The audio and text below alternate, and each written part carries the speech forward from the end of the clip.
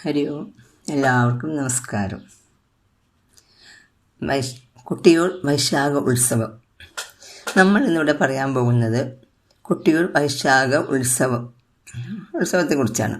അത് മെയ് 29 മുതൽ ജൂൺ 24 വരെ ഇടവത്തിലെ ചോതി നക്ഷത്രം തൊട്ട് മിഥുനത്തിലെ ചിത്തിര നക്ഷത്രം വരെ ഉള്ള ദിവസങ്ങളിലാണ് ഈ ഉത്സവം, കുട്ടിയൂർ ക്ഷേത്രത്തിലെ ഉത്സവം.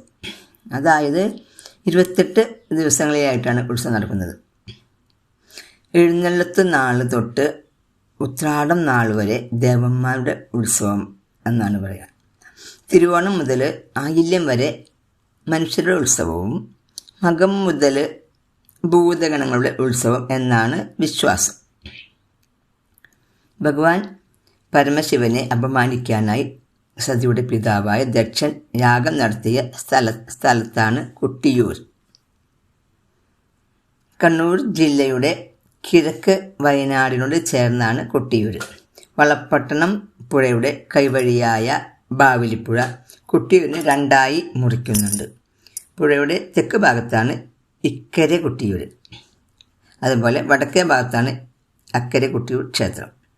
ഉത്സവകാലത്ത് ഇക്കരെ കൊട്ടിയൂർ ക്ഷേത്രത്തിൽ പൂജകളൊന്നും ഉണ്ടാവാറില്ല. ആചാരസ്വാമിയാരാണ് ക്ഷേത്രത്തിലെ ഉത്സവ ചിട്ടകളൊക്കെ തിട്ടപ്പെടുത്തിയത്. 28 ദിവസം നീളുന്ന ഉത്സവം തീരുമ്പോൾ പൂജകൾ മുഴുവനാകരുത് എന്നാണ് വൈദിക വിധി. ഉത്സവം തുടങ്ങുന്നത് തന്നെ കഴിഞ്ഞ വർഷത്തെ മുഴുവനാകാതിരുന്ന ആ പൂജകൾ പൂർത്തിയാക്കിക്കൊണ്ടാണ്. ഇക്കരെ കൊട്ടിയൂരിൽ നിന്ന് പടിഞ്ഞീറ്റ നമ്പൂതിരിയുടെയും പിന്നെ ഭട്ടതിരിപ്പാടിൻ്റെയും നേതൃത്വത്തിൽ കാട്ടിലൂടെ ഇങ്ങനെ സഞ്ചരിച്ച് കൂവളപ്പാടത്തെത്തും. ഒറ്റപ്പിലാൻ എന്ന കുറിച്യസ്ഥാനികൻ ഇതൊക്കെ ഒരു എന്താ പറയുക, ആളുകളുടെ വംശത്തിലുള്ള ആളുകളാണ്. ജന്മാശാരി, പുറങ്കൊലയൻ, ഇങ്ങനെ കുറേ അവകാശികളുണ്ട്. അവരൊക്കെ അവിടെ കാത്തു നിൽക്കും.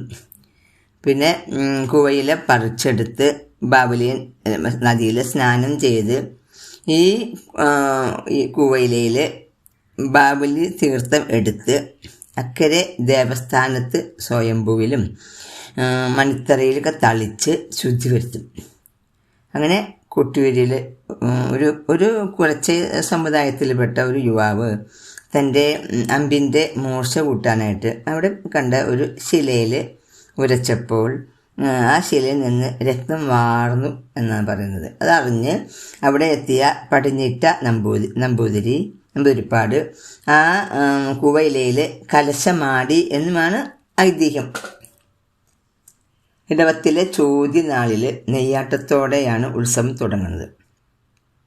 അന്ന് തന്നെ സന്ധ്യയോടെ വയനാട്ടിലെ മുതിരേരി കാവിൽ നിന്ന് വാള് എഴുന്നള്ളത്ത് ഇക്കരെ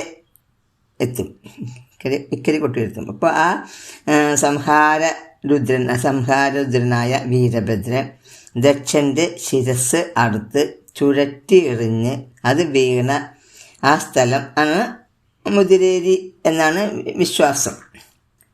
പിന്നെ ഉത്സവം കഴിഞ്ഞാൽ പിന്നെ ഈ ബിംബം പുറ്റുമണ്ണിട്ട് മൂടും. അടുത്ത ഉത്സവ ചടങ്ങുകൾ വരെ ഈ മണ്ണ് എടുക്കില്ല. പിന്നെ ഈ മണ്ണ് നീക്കം ചെയ്തതിന് ശേഷം ഇത് ഭക്തർക്ക് പ്രസാദമായി കൊടുക്കും. 3-ാം ദിവസമാണ് പിന്നെ ഭണ്ഡാരം എഴുന്നള്ളിപ്പ് ചടങ്ങ്. അതെന്താ വെച്ച് കഴിഞ്ഞാൽ സ്വർണം, പിന്നെ വെള്ളിപാത്രങ്ങൾ, പിന്നെ ദൈവിക ആഭരണങ്ങൾ ഇതൊക്കെ കൊണ്ടുവരിക എന്ന ചടങ്ങാണ് ഭണ്ഡാരം എഴുന്നള്ളിപ്പ് പറയുന്നത്. ഇതിന് ശേഷമാണ് നെയ്യാട്ടം. ഈ നെയ്യാട്ടത്തിന് ശേഷമേ അവിടെ സ്ത്രീ ഭക്തകൾക്ക് പ്രവേശനമുള്ളൂ. നെയ്യാട്ടത്തിന് ശേഷം പിന്നെ ഇളനീരാട്ടമാണ്. അതിന് 1000കണക്കിന് ഇളനീര് ആ ശിവലിംഗത്തിന് മുമ്പിൽ ഭക്തർ സമർപ്പിക്കും.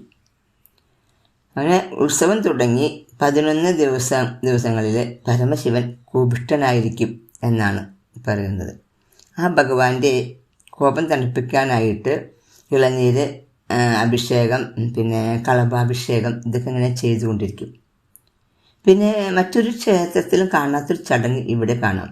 അതായത് ആലിംഗന പുഷ്പാഞ്ജലി എന്ന് പറയും. പരമശിവനെ സമാധാനിപ്പിക്കാനായിട്ട് വലിയ നമ്പൂതിരിപ്പാട് പുഷ്പവൃഷ്ടി നടത്തി ആലിംഗനം ചെയ്യുന്നു. അതായത് വിഗ്രഹം 2 കൈകൊണ്ടും ചുറ്റിപ്പിടിച്ച് തല ചേർത്ത് നിൽക്കും. ശിവനെ ബ്രഹ്മാവ് സമാധാനിപ്പിക്കുന്നതിൻ്റെ ഒരു പ്രതീകമാണത്രേ ഈ ഒരു ചടങ്ങ്.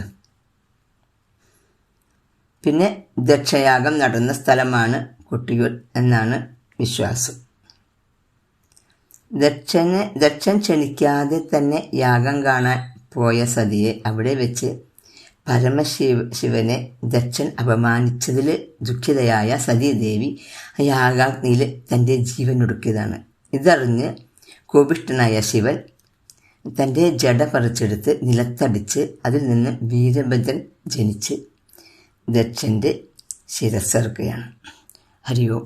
ഇനിയൊരു വീഡിയോ നമുക്ക് വീണ്ടും കാണാം.